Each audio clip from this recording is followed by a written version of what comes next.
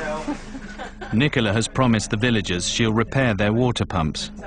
If I can accomplish all those 3 things within the next 2 weeks, my mission is complete.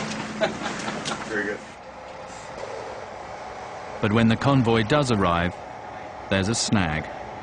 A sniffer dog smells explosives on one of the civilian trucks. Mike, somebody want to grab him? I'll start getting some of his guys to do this stuff. Oh! 1 minute. The dog picked up a scent, so he's going to have to turn around, drive back to CAF with full load, and then explain to his contractor back in CAF why his truck's not unloaded. That's the driver of the Blue Sea can. They decided they didn't want any of the trucks to come in, even though they only hit off the one, so... I trust the dog, and if the dog says that there's something there, the dog, and I'll trust the dog. Just a big piss off, you know, being told over the past couple days that this stuff is coming up and, you know, you want to spread good word to the people of the village that not going to have enough time to sort out the stuff and it's just going to be one big friggin' mess. Without new spark plugs and spare parts, Nicola cannot deliver on her promise to fix the water pumps. So Martello's commander decides to send out a patrol into enemy territory to go shopping. Really low-key day. So we've got a patrol going out. PRT will be going with that. And gotta find some spark plugs. Gotta, at least somebody must know something about where to get parts. All right, we now have authority to spend money. So that patrol goes out tomorrow. Rough time for that work on hand. We'll probably have a briefing in here at about 08. Okay. The spark plug mission involves a platoon of 20 men in 4 armoured vehicles, driving 100 miles each way down a highway that is sown with Taliban mines and often attacked by suicide bombers. This particular platoon here on the line and myself, we were on our way back to CAF and we got hit by a suicide bomber. And the bomber hit Captain Pappin's vehicle and showered my vehicle with all kinds of stuff. That particular incident keeps replaying over in the mind. With the guys who have been wounded, they've been wounded before in combat in the same spot. The Canadians have already lost over 40 men in Afghanistan.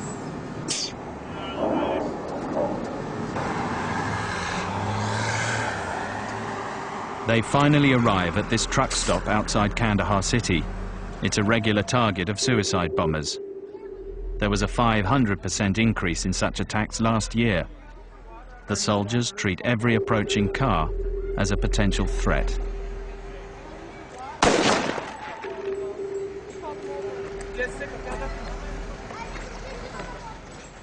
Meanwhile, Nicola is told there are no spark plugs for sale here. There's no place here that we can buy them. We need to find out if there's a specific spot in Kandahar city that we can go purchase this stuff from.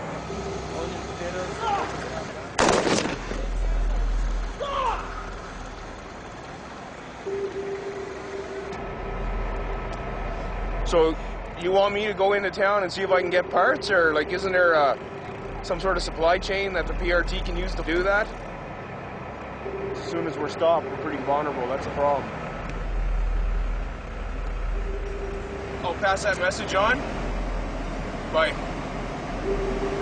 What do you say? We're not going to Kandahar? I knew that.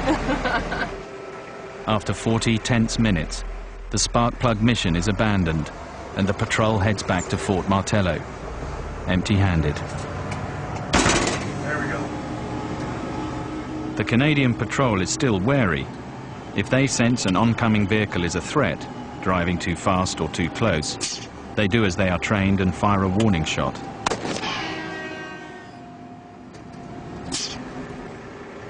One of these shots causes a heavily loaded pickup to roll over in a ditch. An Afghan passenger is badly hurt. Our cameraman, Jim Foster, a highly trained former British soldier, moves in to help the Canadian medic.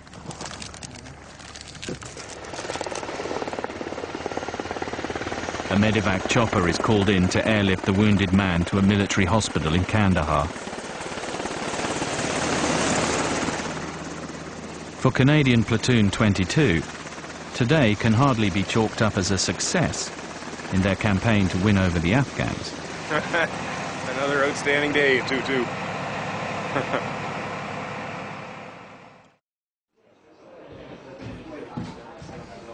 At NATO headquarters, General Richards is struggling with his own setbacks.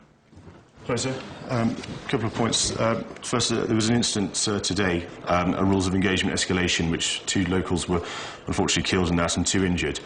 Just one addition to that is there was a Sky News camera team with the patrol. At the moment, they don't know what footage came out of the incident itself. It was fear about a suicide bomb, was it? The fear was it was a suicide, but they didn't heed the warning to stop, didn't heed warning shots. Eventually, they had to open fire.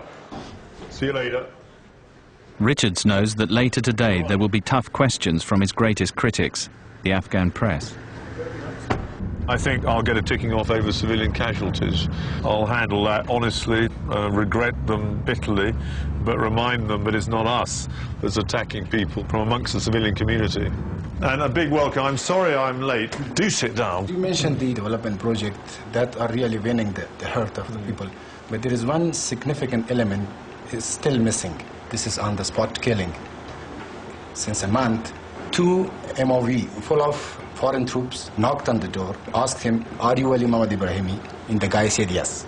They asked the commander to lay down on the ground, and they shot him 7 bullets and they went away. I can only tell you how annoyed, angry and sorry I am for that sort of incident. The incident was repeated in Charasiab 2 weeks ago. They went to a house, surrounded the house, and they hung the guy over a tree and shot him.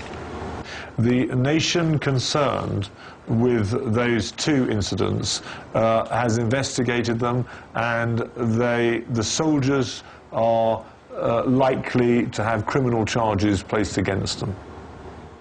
I say to the Afghans who criticise us for civilian casualties, I said, do you think we came here to kill anybody? The answer is no. We came here actually to secure an environment in which reconstruction, development and good governance could take place and begin to flourish. Finally, I would just ask you to help us persuade people that actually it could be a lot worse and they have every reason to be optimistic about the year ahead. Back at Fort Martello, Nicola is frustrated by the slow progress of her campaign to help the people in Elbak. Stay aggressive, push right through, keep the security bubble, no one comes in. Do the old man Jimmy trick. The water pumps are still not fixed, and Nicola needs to prove she can deliver something.